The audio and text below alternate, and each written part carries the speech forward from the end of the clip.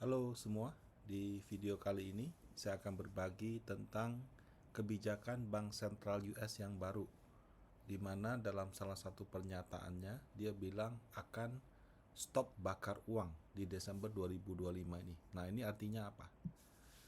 Jadi pada saat Bank Sentral Amerika atau julukannya The Fed ya, Federal Reserve, waktu Gubernur Bank Sentralnya umumkan bunga turun dari 4 sampai 4,25 menjadi 3,754, itu dia sekalian juga katakan bahwa akan menyetop quantitative tightening atau QT. Nah, quantitative tightening ini kalau dalam bahasa yang lebih awam saya sebut dengan bakar uang gitu. Nah, ini artinya apa? Apakah pasar modal akan negatif atau positif? Nah, kalau untuk memahami cara kerja bank sentral, kita juga harus memahami cara kerja daripada pemerintah gitu. Pertama, kalau pemerintah sama DPR menyusun APBN, itu dilakukan di semua negara. Indonesia begitu, Singapura begitu, Amerika begitu, seluruh negara seperti itu. Karena negara itu tidak hanya menjalankan fungsi pemerintahan, tapi juga bantuan sosial. Kebanyakan daripada APBN itu negatif. Ya, jadi nggak cuma Indonesia, China, Amerika, India gitu. Mungkin ada satu dua negara yang dia pengelolaannya bagus sekali, mungkin penduduknya nggak banyak sehingga APBN-nya surplus. Tapi secara umum dan secara teoritis juga biasanya APBN negara itu negatif atau defisit. Nah, dari angka defisit ini kemudian misalnya contoh dapatlah minus 500 triliun gitu. Baru pemerintah menerbitkan obligasi untuk menutup defisit ini. Nah, dari situlah awal mula kalau kita lihat kok setiap bulan ada ori, sukuk retail. Kadang-kadang kalau kita ke Welma-nya BCA bisa beli FR. Itu angka obligasinya dapat dari mana? Itu bukan angka. Sumber obligasinya dari mana? Itu dari situ. Nah, sampai di sini itu bukan cetak uang. Nah, obligasi yang diterbitkan itu memang macam-macam gitu ya. Ada yang untuk perorangan, untuk investor, itu seperti ORI, Obligasi Republik Indonesia, SBR, Saving Bond Retail, semacam ORI tapi yang di lock. Ada sukuk retail itu seperti ORI tapi versi syariah. Kalau sukuk tabungan itu saving bond versi yang syariah. Kemudian kalau yang profesional itu ada FR, fixed rate, PBS, project based sukuk gitu ya. Kalau yang internasional tuh ada yang Indon. Indon tuh berarti mata uangnya US dollar. Samurai bond itu yen ya. Dim Sum bond, ini saya salah. Ini Hong Kong dollar. Kalau yang Cina punya panda, RMB itu panda bond gitu. Nah, ketika obligasi-obligasi ini dibeli oleh masyarakat, dibeli oleh investor institusi, dibeli oleh investor internasional, ini bukan cetak uang. Kenapa?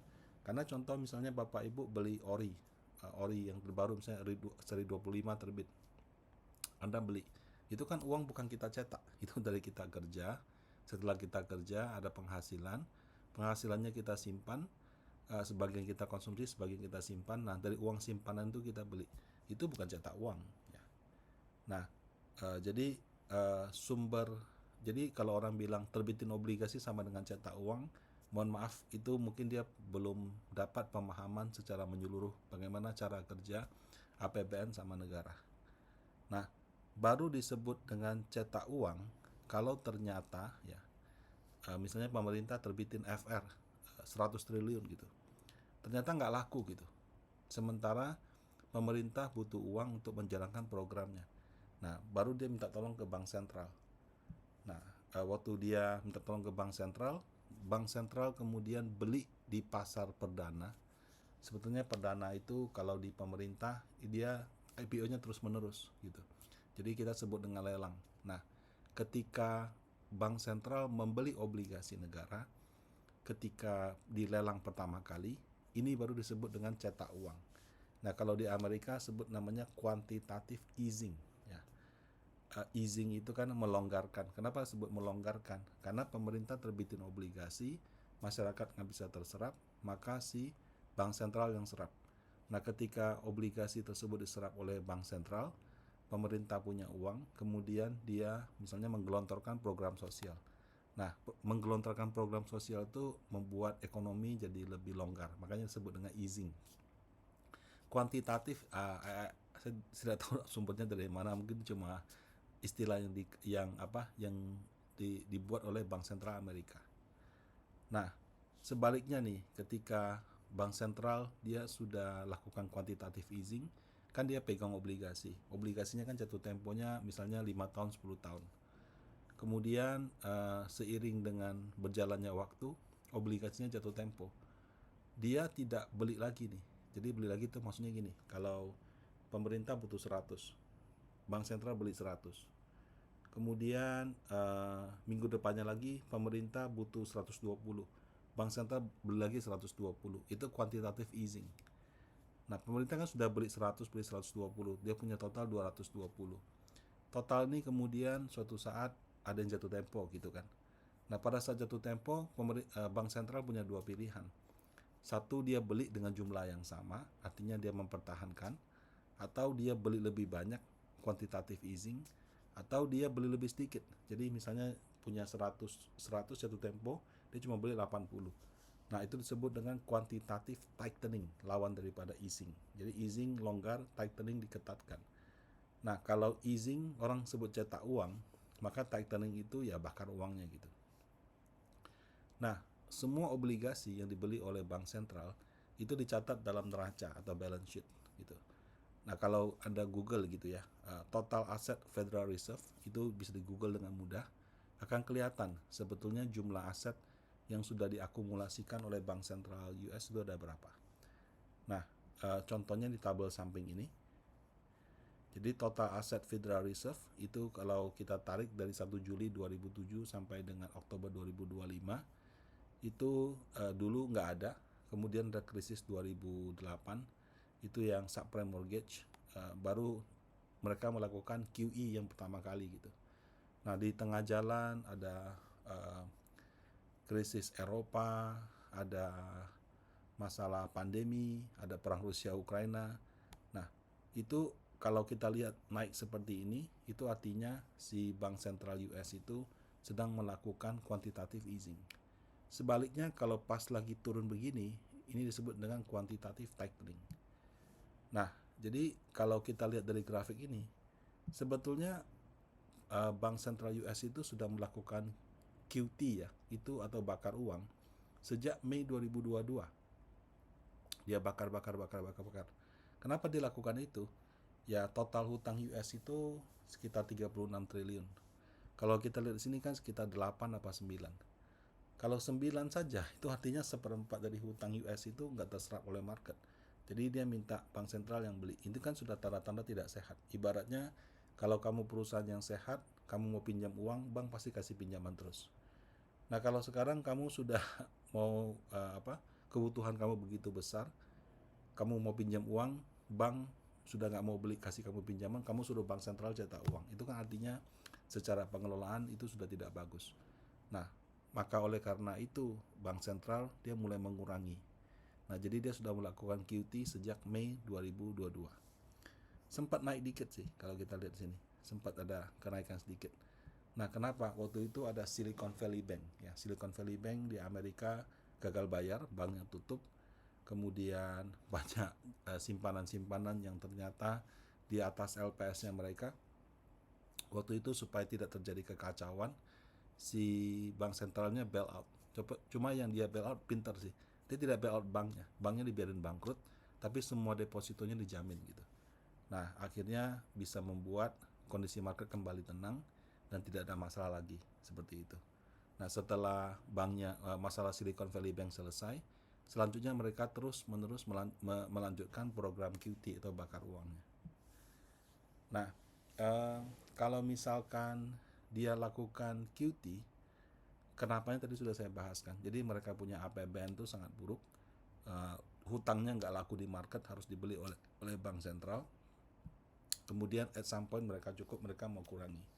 Nah, ketika mereka melakukan QT, itu nggak cuma QT-nya aja, suku bunga juga mereka naikkan. Nah, jadi 2022 sampai 2024 itu adalah QT plus suku bunga naik. Kenanya di mana? Kenanya di harga obligasi dolar. Nah, di Panin Aset saya punya produk itu namanya Panin Dana Campuran US Dollar.